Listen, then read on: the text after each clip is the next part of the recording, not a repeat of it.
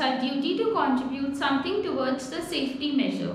Apart from washing hands, masks are also the need of the hour. So here we present a small DIY to make mask at home with the most available item in the household.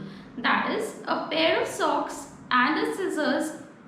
It needs no sewing, no stitching, just a little bit of creativity. And it's done. Come, let's go.